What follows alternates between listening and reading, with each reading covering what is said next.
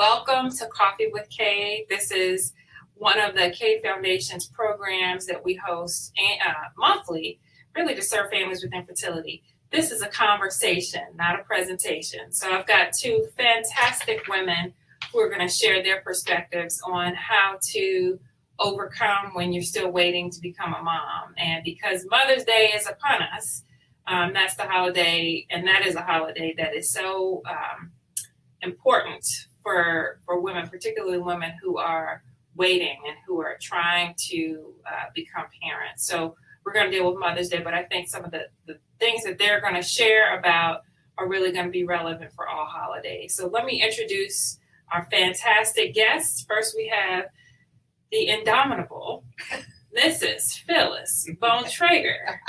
So welcome, Phyllis. Thank you. Welcome. And I'm so glad. Yay! And then we have the incredible Mrs. Karen Hayward West. Thank you for coming, Karen. Thank you for having me. Hi, Hello. Phyllis. Hey. All right, so let's go ahead and get started.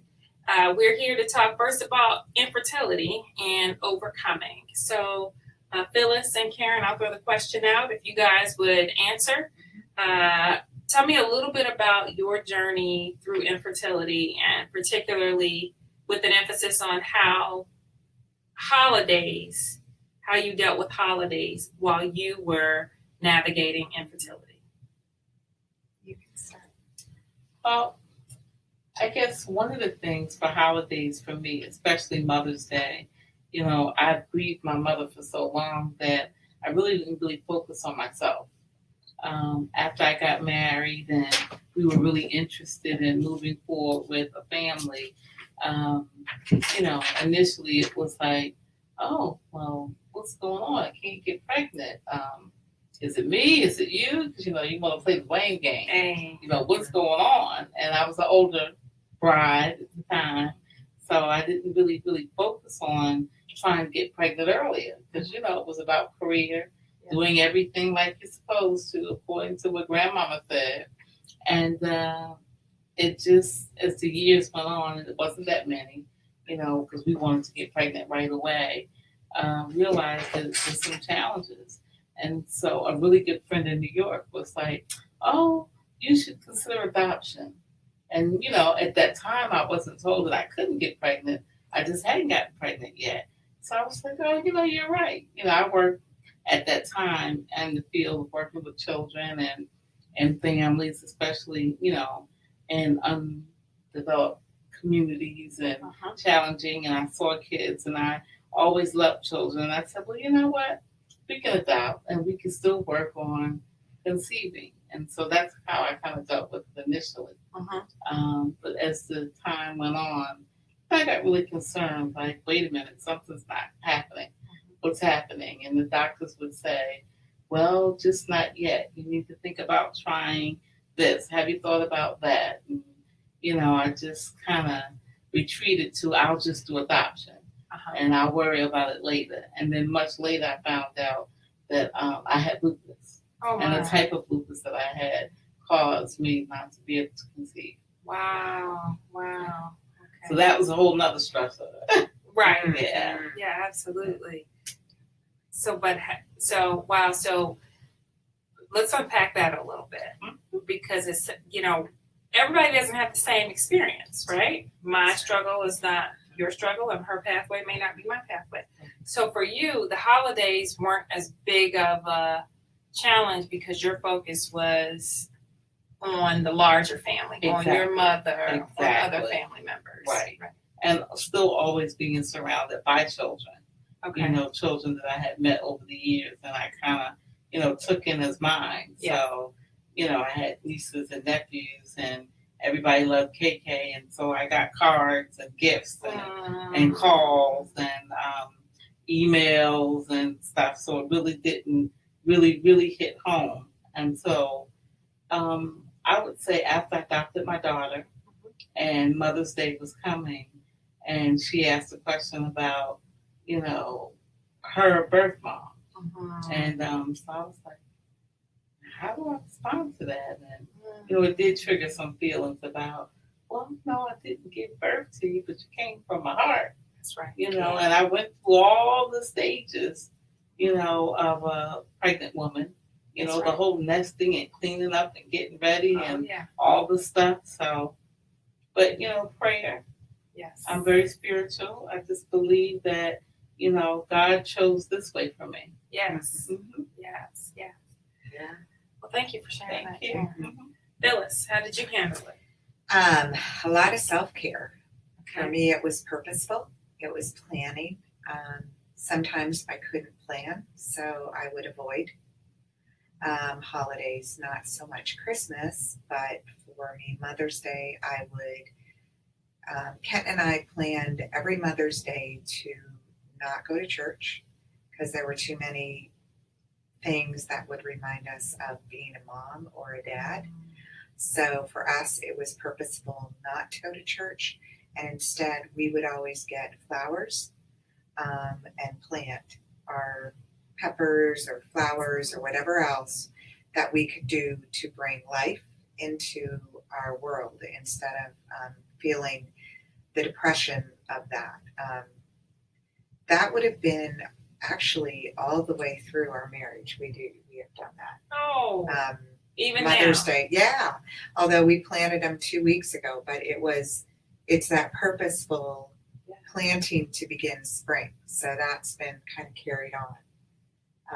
That's excellent. Mhm. So one of the things that I'm hearing from both of you is your journey doesn't have to look like everybody else's No. journey, That's absolutely correct. but it's okay for you to experience whatever that feeling is, that emotion is. Absolutely. So don't feel like if I'm not doing what she's doing, then there's something wrong with me. These are, you know, both very women who love God, Yes. who live their lives in a way that reflects their faith, but, you know, they both approached it very differently.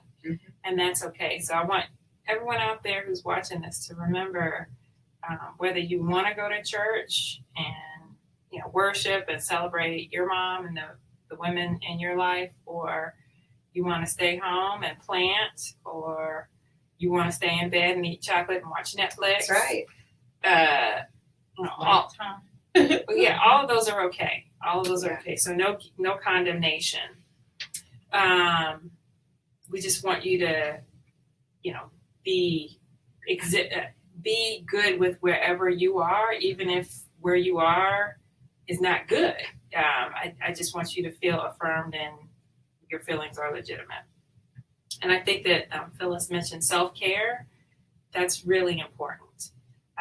You know, you can't pour into other people if you're empty. And so definitely continue to think about ways that you can nurture yourself while you're grieving and while you're waiting, so that you are full and ready once you do become a mom. Whether you became a mom by birthing a child, or as Karen mentioned, there are family, friends, or children in the family that you can love on and support and speak joy and love into their lives. There are all different kinds of ways to express motherly affection, and it doesn't just have to be a child that you birth. And you know, Karen, you know, you've shared that you adopted. Well, I didn't birth my children either, and you know, we've talked about that. We've talked a lot about that because they have my heart, and you know, they were in here for a long time, and you know, I'm grateful that they're out here now, and you know, mine are now 13 years old. But you know, we didn't come to motherhood in different ways. There's still another woman who carried both of our children, but they're still our kids. That's right. And mine too. And yours. Hey! That's And mine right. too. Yeah. We got, yes. Yeah. So for us, it was, we got pregnant with triplets and miscarried them at different times. And so I will talk about the holiday after that. So it was Thanksgiving. We miscarried the first baby at Thanksgiving, the day after Thanksgiving. And then by that Christmas, all of the babies had miscarried. So I was walking into Christmas with my husband's extended family who had 3 people pregnant. And I had just lost 3. So the grief that was there was pretty real. And again, self-care, how do you self-care when you don't expect, like, what do I do? I'm going to be in the house. I'm staying at the family's house. I am in that space. And so for me, it was important to say right up front. So Ken and I were pretty open about just going through this. And so it was very clear. I said, the beginning of the holidays, I just said to the family, I need to take care of me and Kenton needs to take care of him. So if I get up and leave, you are not to feel badly about that. It is for me to take responsibility for me. If I can't, you need to experience the joy you're having. This is your first babies or your second babies. But for me, I need to own this myself and I need to take care of me. So if I go for a walk, if I have a glass of wine, if I journal and pray, I will do that by myself, but I will need that space. And that worked, kind of.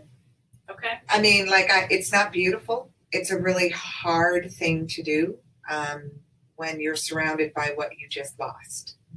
But at the same time, it wasn't that anybody was putting that in my face. It was just the reality that was there. You got to keep living, but you're still feeling like I felt like I was dying.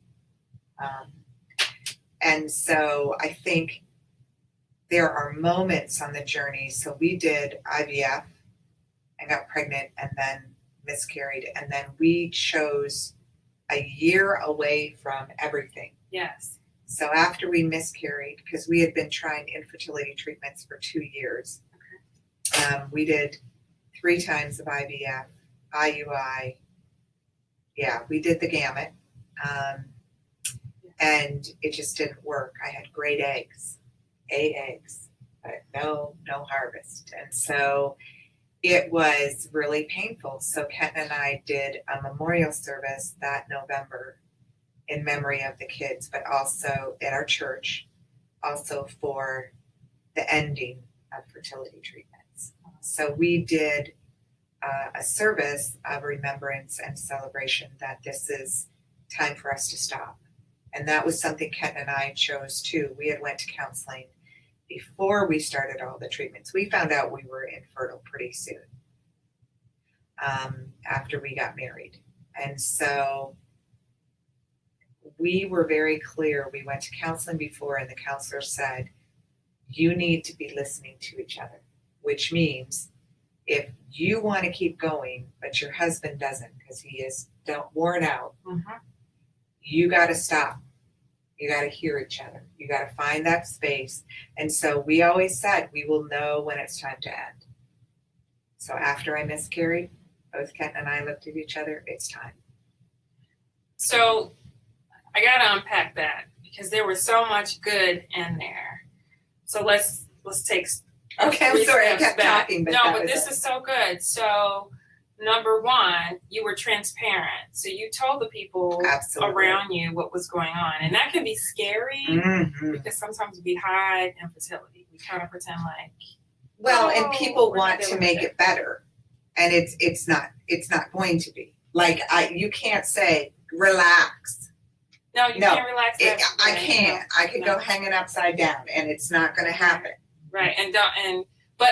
But what you can do is talk to your family and your friends and say, this is what I'm going through and this is what I need you to do. Like, be specific with them. Yeah. Even if that is, when I come and I talk to you about something, don't give me advice. Just listen. Yeah. Yeah. Or if I step out and I'm crying, I don't want you to follow me. I just want to take a few minutes, collect myself, and I'll come back when I'm ready. That's right. Because sometimes they don't know what to do. Oh, it's awful. Yeah. It's painful for them. They want that for us. They see that you're a good you would be a wonderful parent. Oh, It's yes. painful for them. And I don't think I quite understood how painful it was until my mom said to me, that was a terrible time watching you. Yeah. Because I wanted that so deeply for you. And it was just painful, and I wasn't there. I just didn't know how to be there. Well, so what we're going to encourage you all to do is tell them what you need. Yep.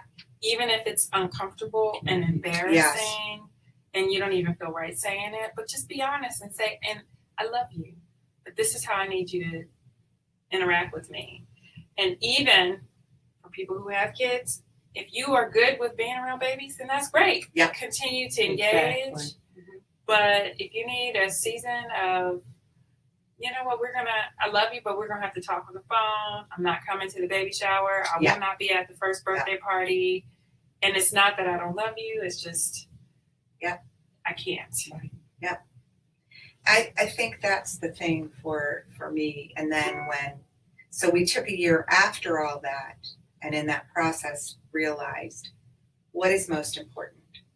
We want to be parents. Yes. And we don't have to be biological parents. Yes. So that is when we started the journey for adoption.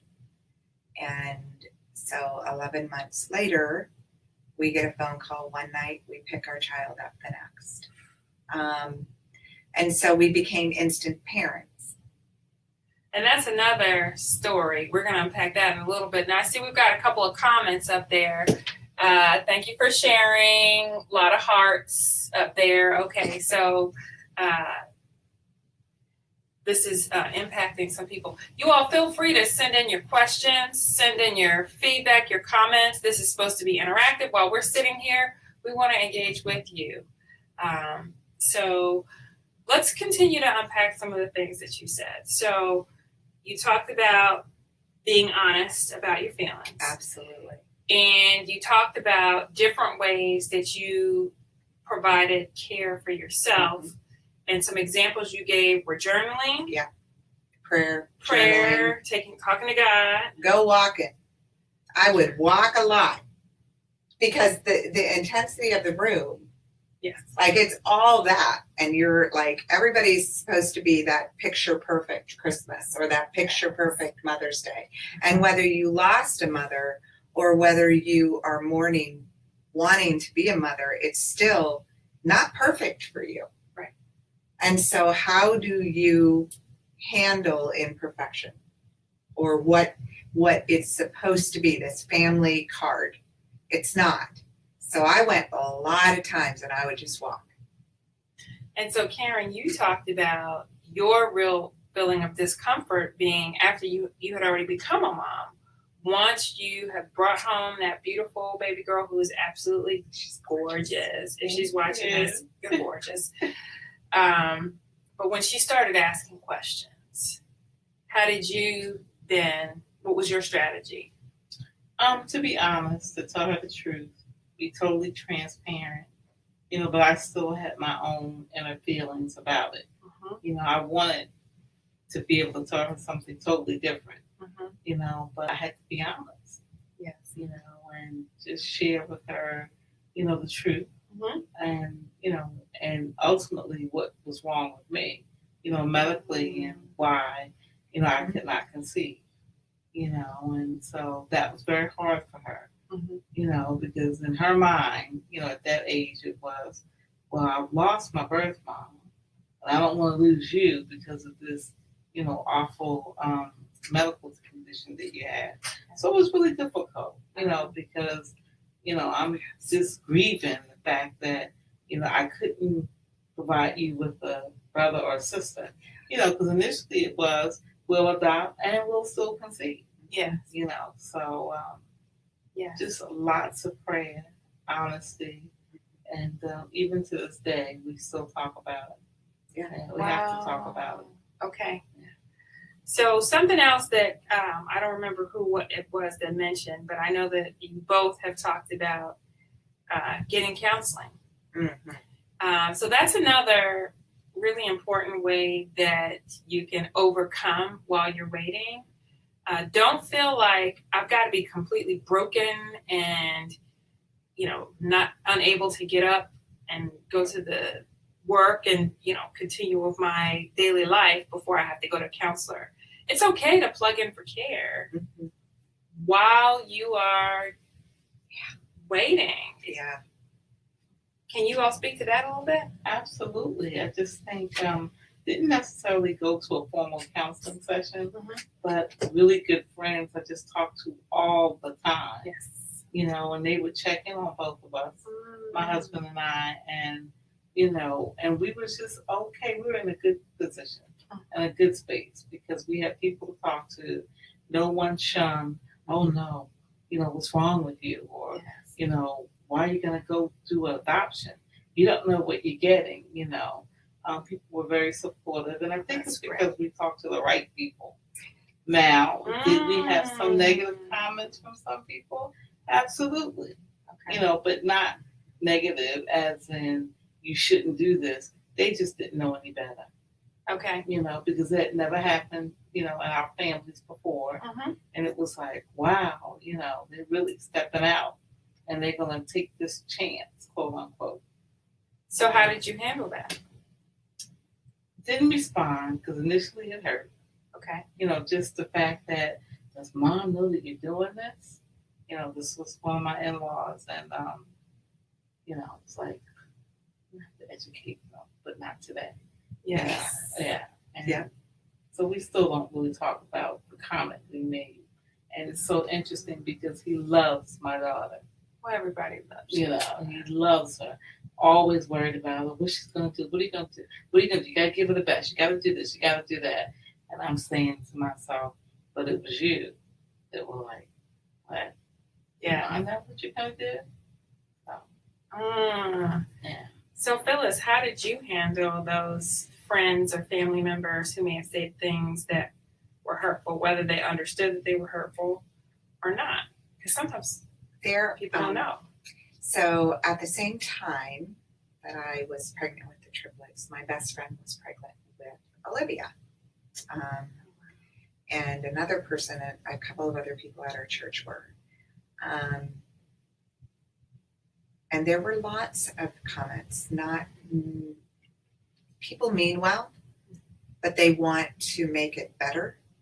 And so I don't think, so again, being honest with them or yourself. What I loved about my best friend, Amy, as she said, I want you to take the lead in it. So that means I'm not going to talk about how tired I am. I'm not going to talk about how crazy this 2-year-old, her brother, Olivia's brother, Connor, is making me. And I have a baby ready to be born. I'm not going to talk about that. What I want to talk about is, how are you doing? What's going on with you? And what happened through that experience was being able to embrace her pregnancy. So when Olivia was born, in fact, 2 weeks from now, or a week, next week, she will be, 19. What I recognized was that Amy and Kent and I the space to be supportive. And I was able to, the day that Amy brought Olivia home, she said, if you want to come to the hospital, you guys can come, but we're going to be home real soon. It's up to you. We went there the first night, and that night, Amy let me go up into Olivia's nursery and sit and hold her and rock her by myself. And I cried and I cried and I cried. But it was the most healing thing that I probably ever did, because it was embracing a child, because they would have been the same age. The triplets would have been the same age.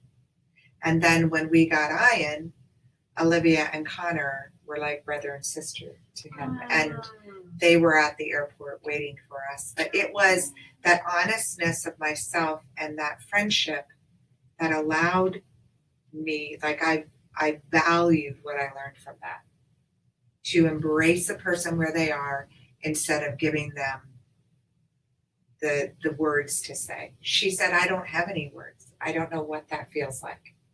So what I want to do is have you tell me. That was huge. So what I'm hearing is you guys both had good friends. Mhm. So how do we pick our people to kind of be open and transparent with versus those who may not be ready? I had to like cut some relationships off. Okay. I will be honest in saying that. Like, I had to kind of put a boundary up around me Okay. because I'm not going to just walk up and say, "Hi, I'm infertile.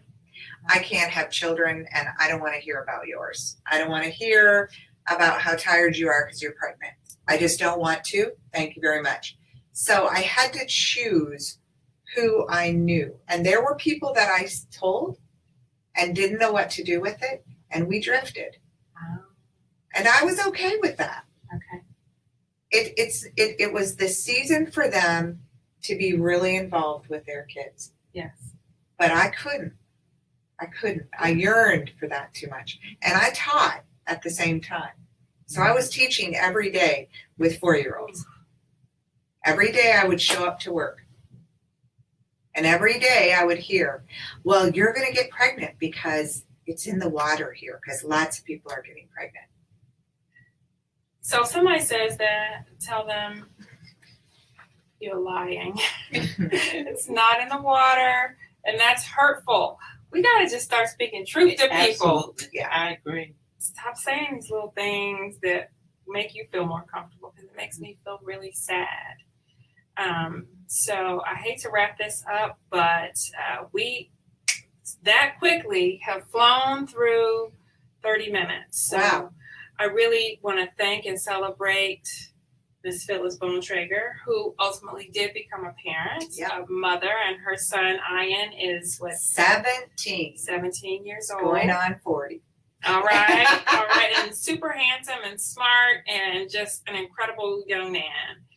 And then Mrs. Karen Hayward West, whose gorgeous daughter is 16. 16 years old. 17 in a minute. Oh. 17 in a minute. So the last thing I want to leave you all with is just hope and encouragement that if you don't give up, at some point, somehow you will overcome. They overcame. Yes. I overcame. You will overcome.